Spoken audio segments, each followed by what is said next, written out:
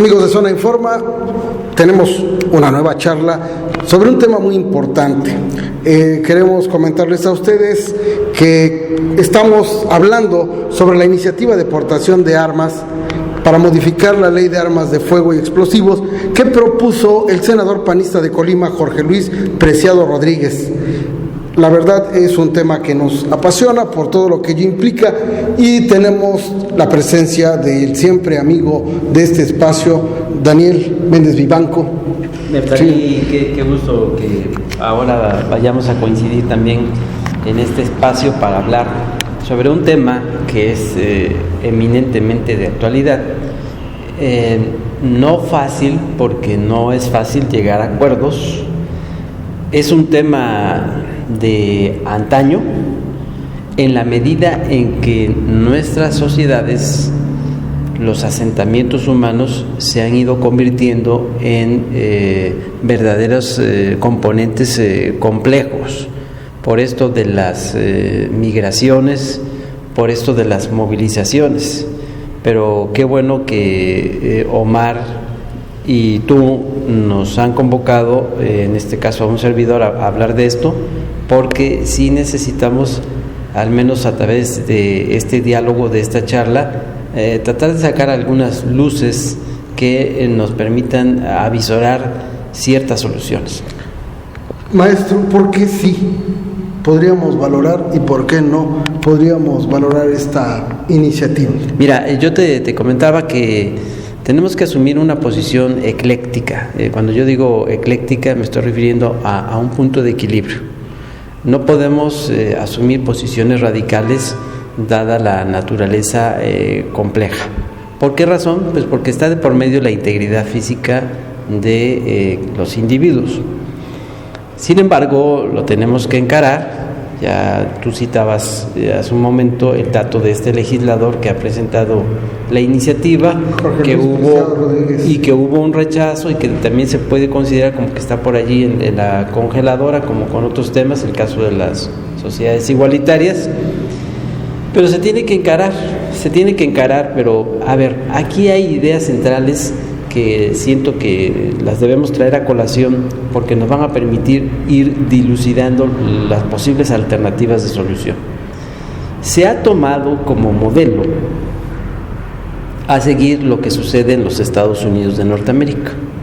Con todos sus errores. A eso voy, que en los Estados Unidos de Norteamérica esto ha gozado de mayor libertad.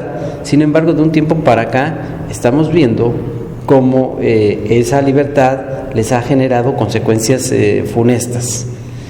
Se debe a la presencia masiva, como factores que pudiéramos enlistar, a la presencia masiva de los medios electrónicos, en donde los contenidos de esas programaciones han venido incitando a la violencia. Si hay una sociedad que ha experimentado esa motivación hacia la violencia, pues es la sociedad norteamericana, en unos fines y criterios mercadotécnicos, en donde obviamente el factor económico está sopesando. Y por otro lado, también otro factor que me parece fundamental: mientras no haya la capacidad de respuesta de las autoridades gubernamentales, de los ámbitos especificados para ver ese tipo de misiones, el asunto de la inseguridad, y tú pues lo conoces muy bien también, mi querido Neftalí, mientras no haya esa capacidad de respuesta favorable ante la inseguridad, pues va a estar en lo recóndito del alma, del pensamiento de nosotros como ciudadanos, pues esa necesidad de defendernos, pero es un arma de doble filo, porque qué bien que nos pudiéramos defender si no hay esa capacidad de respuesta de las autoridades militares, de las autoridades policíacas, que nos pudiéramos defender los ciudadanos de bien ante los atropellos de la delincuencia.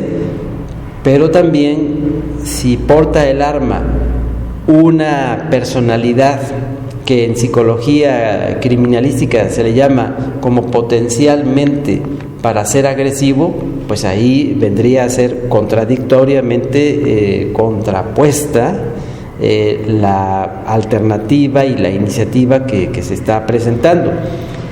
Tenemos que madurar muy bien esta situación, Neftalí, porque creo yo que un punto de equilibrio, un punto de coincidencia podría ser el hecho de fortalecer a las instituciones que se han encargado, entre comillas, de ver este asunto de la inseguridad y de la delincuencia. El otro factor es que también ha convenido, ¿por qué no ha habido la respuesta favorable para portar armas los ciudadanos y defendernos? Porque también esto ha provocado un clandestinaje. Sabemos que hay grandes restricciones para portar armas, por ejemplo, en nuestro país, pero hay por debajo de la mesa una serie de subterfugios, ese es el término, una serie de clandestinidades para llegar a arreglos que generan corrupción mediante la aportación de un dinero y que se permita el aporte y el uso de las armas, y eso hace doble o triplemente compleja la situación. Tercer factor, antes de que me hagas otra pregunta, tercer factor que traigo a colación: supongamos que se autoriza esta iniciativa, que se vuelve ley, cambia el panorama, cambian las cosas, empezamos a aportar armas. ¿Qué tanto van a cambiar el actuar de la burocracia judicial, de la burocracia de los ministerios públicos, cuando nosotros nos tendríamos que ver en ejemplos de defendernos, de actuar en defensa propia ante un acto delictivo? Si después hay que pensarle mucho, porque eso está sucediendo en nuestro país, hay que pensarle mucho cuando hay que actuar en defensa propia, porque después tenemos que ir al Ministerio Público y nos tienen que aprender, nos tienen que llevar presos mientras viene todo un interrogatorio para saber qué cosa ocurrió. Y se está dando un fenómeno en estos meses que han estado transcurriendo. Se han defendido los ciudadanos, estoy pensando de casos que me ha tocado observar, de ciudadanos taxistas, que ante los atropellos en la zona centro de Córdoba, de Orizaba, de Huatusco, se han tenido que defender de los actos delictivos, los llevan al Ministerio Público, porque han aprendido a los delincuentes, los han llevado al Ministerio Público y en 24 horas los han liberado y les han hecho señalamientos a los ciudadanos, verbigracia, en este caso los taxistas, de que los liberaron porque no había pruebas y no había evidencias. Entonces estamos ante una serie de contradicciones que tenemos que ir configurando ese orden legislativo de cómo hacerlo eficaz para evitar todas las series de contradicciones que impiden que se dé unidad en un trabajo de combate fuerte y frontal hacia la delincuencia. Una deficiencia del Estado en cuanto a lo que es el tema de la seguridad está propiciando que se abran estas expectativas. ¿Y a quién beneficiaría una ley como esta? Definitivamente es una deficiencia muy fuerte. Es deficiente el actuar con mano dura por parte del Estado. Bueno, haces una pregunta, ¿a quién va a beneficiar esto? Bueno, hablaba yo hace un momento de que los negocios que se encargan de vender armas han manejado un asunto de doble moral. Han manejado un asunto de doble moral porque también esta persona, este servidor que les está hablando, lo digo con conocimiento de causa, me ha tocado conocer a personas que me han mostrado sus armas, las han estado portando y me han mostrado sus armas y me han, inclusive a ese grado, óigalo bien, a ese grado me han mostrado hasta los permisos y portando armas que se supone que son uso irrestricto del sector militar. Y es entonces cuando viene a mi mente eso de, bueno, ¿cómo está este asunto de la legislación? ¿No que está prohibido? O sea, flexibilizan la postura para poder hacer negocio. La parte clandestina está ahí presente. Es una especie como de mercado negro, como ha sucedido en el mercado negro, lo sucedió con el alcohol, con muchos productos. También acá ha venido ese mercado negro manejándose desde hace mucho tiempo y todavía se llega a situación extrema en que esas personas civiles que están portando armas que son uso exclusivo del sector militar, lo presumen con arrogancia, lo presumen con prepotencia. Y la parte que se me hace delicada, han sido personas que se caracterizan por tener un temperamento demasiado fuerte, o sea que fácilmente se pueden enojar y actuar con lujo de violencia. Podríamos observar también que si México no es productor de armas, una iniciativa de esta, en el entendido de que pudiera ser aceptada, ¿beneficia a nuestros vecinos del norte? Sí lo beneficia. Mira, hay un ejemplo para contestar esa pregunta. En Estados Unidos hubo un actor, no sé si lo recuerden, que muy buen actor, pero le dañó muchísimo el hecho de formar parte de una agrupación, allá le llaman sociedades de armas, sociedades del rifle. Me estoy refiriendo al actor Charlton Heston. Entonces, cuando Charlton Heston se integró a la sociedad del rifle, empezó a lloverle toda una serie de críticas y de cuestionamientos en su proceder, que lo divulgó cada uno de los medios de comunicación en los Estados Unidos, porque hacían mención que este actor era y hacía uso y lujo de violencia, de prepotencia, cada vez que portaba el arma, y lo hacía para matar especies animales. Ahora que se está hablando tanto de la defensa y el respeto hacia nuestro hábitat natural y todo lo que conlleva el hábitat natural, y como que eso menguó su fama de Steve McQueen, y con eso estoy dando a entender que no le quito a este actor, lamentablemente ya fallecido, su gran mérito como actor, pero parece que eso vino en demérito. Estamos colocados tú y yo en un edificio muy cercano a donde hace poco, sobre todo cuando iniciaba la administración federal del presidente Peña Nieto, cuando estaban los asuntos de campaña y ese tipo de cosas, pues hace poco había un restaurante aquí muy cerca de donde estamos colocados, en que cuando van pasando los manifestantes de aquel movimiento, ¿se acuerda el auditorio de Yo Soy? Y daban la numeración. Van pasando los manifestantes en contra de la llegada de Peña Nieto como presidente de la República, y famoso de casi pasando la parroquia de San José, el joven salió del restaurante, ¿sí? Franzoni se apellidaba. Franzoni, sí, salió desde la parte alta del restaurante y sacó el arma y empezó a apuntar a todos los manifestantes, causando pánico, porque estuvo a punto de disparar, y ustedes lo pueden ver, esas imágenes pueden verlas en las redes sociales, en la internet. Finalmente el joven pues fue sacado por la policía, pero también hizo uso de la prepotencia, diciendo que él era de buena familia, que no podían hacerle nada. Entonces esto se vuelve delicado. Muy probablemente tengamos que aquí pedir el auxilio para, si es que queremos que esta iniciativa vaya madurando, vamos a tener que pedir el auxilio de la pedagogía, de la enseñanza. Nos va a tener que llevar a un nuevo orden social en el que la pedagogía cumpla un papel muy importante.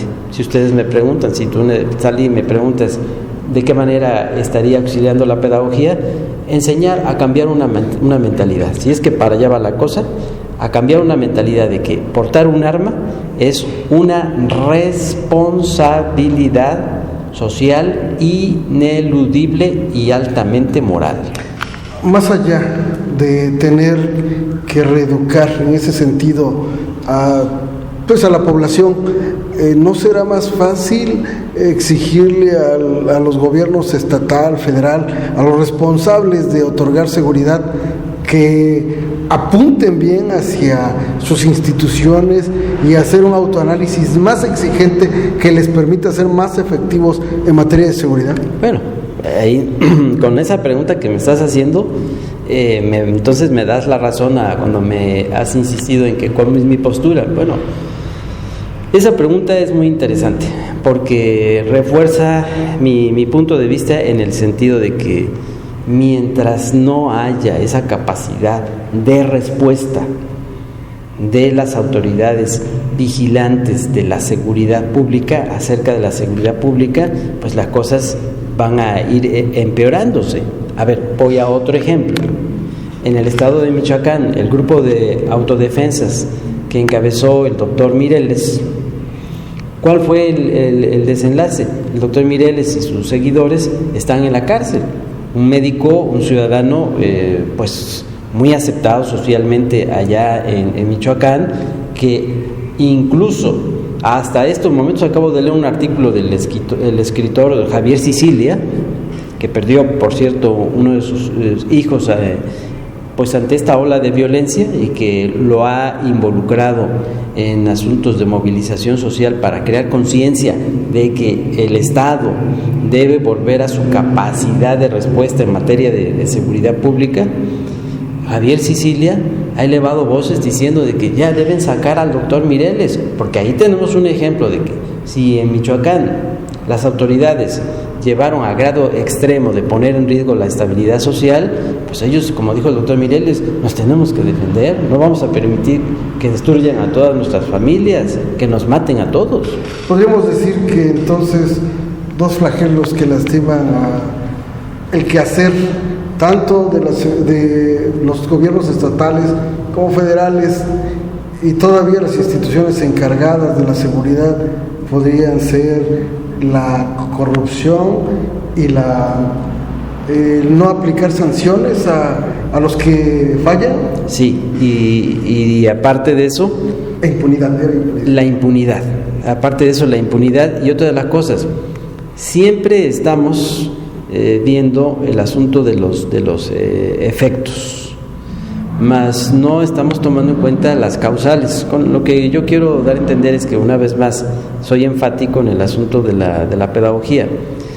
El combate a la inseguridad tiene que trabajar en dos líneas que me parecen fundamentales. Es muy cierto que los cuerpos policíacos, los cuerpos judiciales tienen que adiestrarse de manera conveniente, ir al día con esos adiestramientos, pero también tenemos que trabajar, porque en México no se ha hecho la prevención.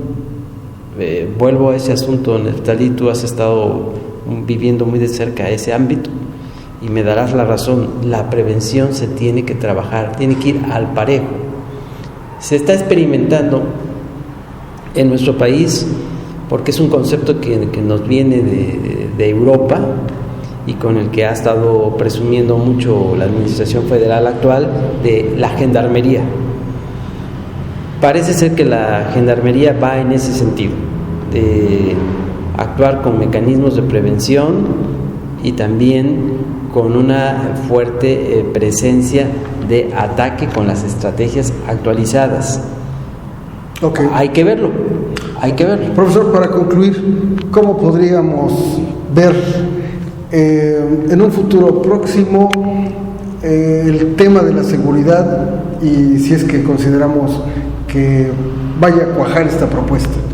El reto que se tiene por parte de las autoridades, y yo haría la pregunta, que nos explicaran cuáles son los mecanismos que quieren implementar, cuáles son esas estrategias que quieren implementar para eliminar esto de la inseguridad.